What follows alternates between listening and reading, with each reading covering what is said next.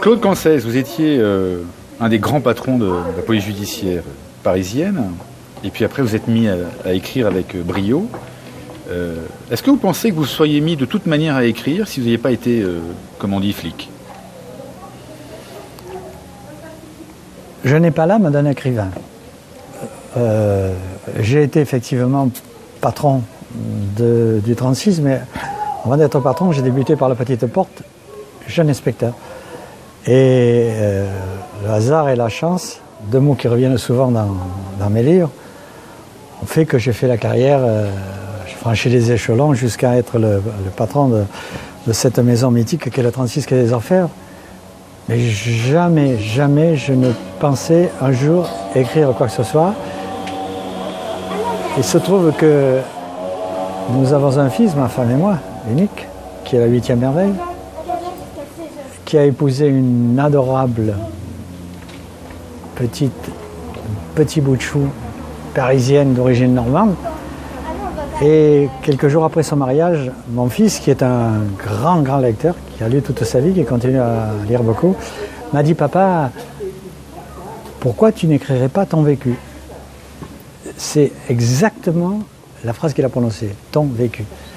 Et je lui ai dit, en le regardant dans les yeux, « Ça te ferait plaisir ?» « Tellement plaisir, papa. » 3 jours après, je reçois dans le Gers, où je vis 6 mois par an, un coup de fil d'un ami, Charles Dias,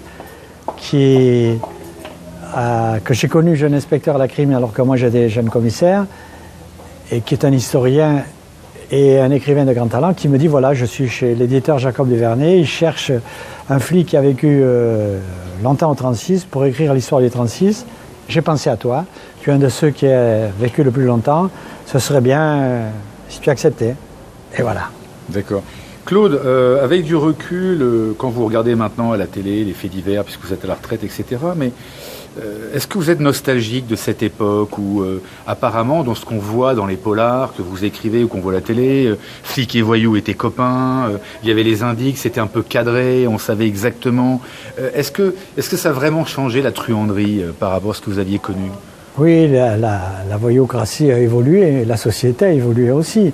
Et il est évident que les jeunes voyous qui montent maintenant à l'âge de 17-18 ans sur les braquages avec les Kalachnikov n'ont rien à voir avec les belles équipes d'il y a 25-30 ans qui montaient sur le braquage en sachant se servir de leurs armes. Parce qu'on a vu encore il y a peu de temps sur la région de Marseille un jeune malfaiteur tiré accidentellement parce qu'il ne savait pas se servir de son arme, tuer un de ses collègues de braquage, si je veux dire.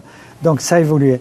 Mais la société évolue et vous parliez de nostalgie. Vous savez, je dis souvent que lorsqu'on tombe dans la marmite du 36 quai des Orfèvres, ça peut être le 36, ça peut être n'importe quel PJ de France, Bordeaux, Strasbourg, Marseille ou ailleurs, on n'en ressort pas.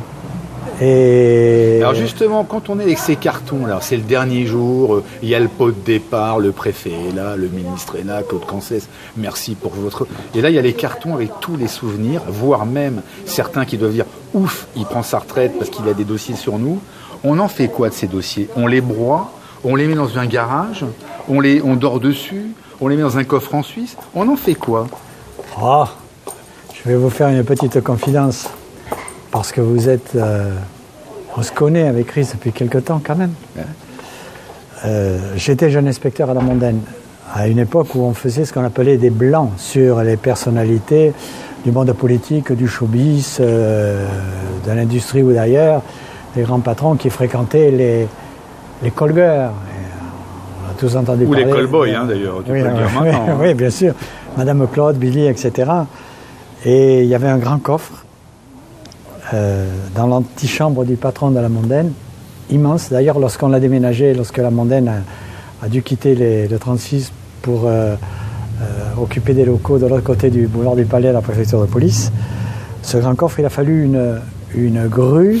On n'a pas pu le sortir par la voie normale, le couloir, on est sorti par la fenêtre, et qui a renfermé effectivement quelques secrets, ce qu'on appelle les secrets d'État, mais ça veut dire, il y avait à l'époque 2 dossiers importants.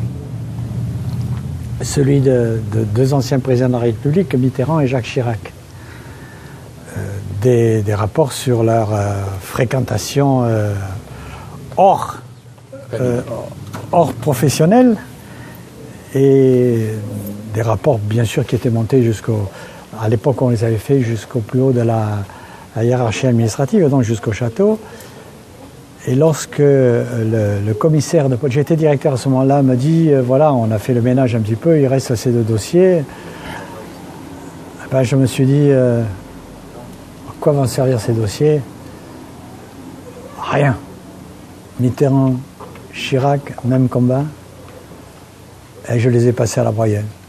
Et il n'y avait vraiment pas de secret d'État. Vous parliez tout à l'heure de belles équipes. Est-ce que vous avez eu la chance, dans toute votre carrière, d'avoir un peu comme Borniche, votre Émile Buisson à vous? Est-ce qu'il y a un truand que vous avez arrêté pour lequel vous avez eu beaucoup de sympathie, beaucoup d'admiration, et avec qui vous auriez pu rester très très proche? Je n'ai jamais eu de l'admiration. Le flic qui a de l'admiration pour les voyous, c'est inquiétant. Les voyous ne m'ont jamais fasciné. Mais c'est vrai que certains, plus que d'autres, m'ont marqué.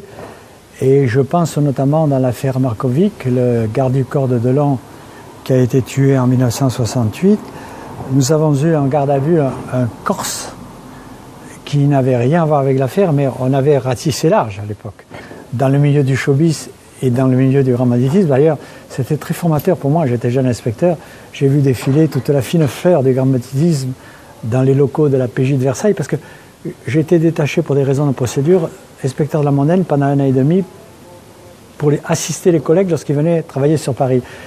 Et donc on a eu un jour en garde à vue un Corse qui m'a impressionné parce qu'il nous a dit son nom, son prénom, sa date de naissance, et on lui aurait demandé l'heure, il n'aurait même pas dit l'heure. Voilà.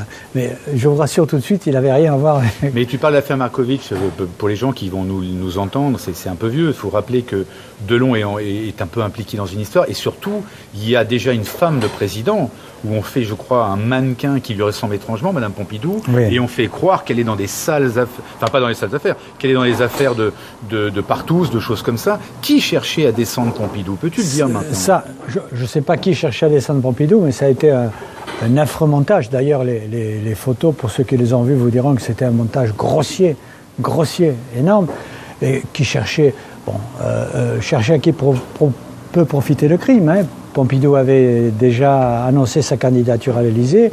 J'imagine que parmi les autres candidats, ça les chatouillait un petit peu. Et... Avant-dernière question, est-ce que tu crois que la police scientifique telle qu'elle est organisée maintenant t'aurait permis de résoudre des enquêtes à l'époque? Ah, absolument. Pour en revenir au dernier tueur en série, je pense à Guy Georges et à Thierry Paulin, notamment, et même plus en avant, d'autres affaires de criminels que j'ai connues, des serial killers qui auraient été arrêtés dès leur 2e ou 3e méfait, si on avait eu à notre disposition cet outil formidable. On est sorti dans les années 80 du Moyen-Âge. Il y a eu 2 périodes qui ont fait progresser la police nationale en matière de police scientifique. Bertillon au début du XXe siècle, l'anthropométrie, la scène du crime, les fichiers, les empreintes digitales. Et puis les années 80, quand Jacques Gential, qui a été patron de la criminelle à un moment donné, qui était un ami, a créé la sous-direction de la police technique et scientifique. Et dans la foulée, l'apparition de l'ADN. Donc, création de ces 2 fichiers énormes, fichiers des empreintes digitales et fichiers empreintes génétiques, qui ont fait que des enquêtes auraient été, des criminels auraient été arrêtés bien avant la commission de crime à l'époque. Claude Cancès, dernière question, c'est un petit quiz, vous répondez que par oui ou par non. Yvan Colonna est l'assassin d'Erignac. Non, mais il n'est pas loin. Boulin s'est suicidé dans 10 cm d'eau. Il s'est suicidé, oui.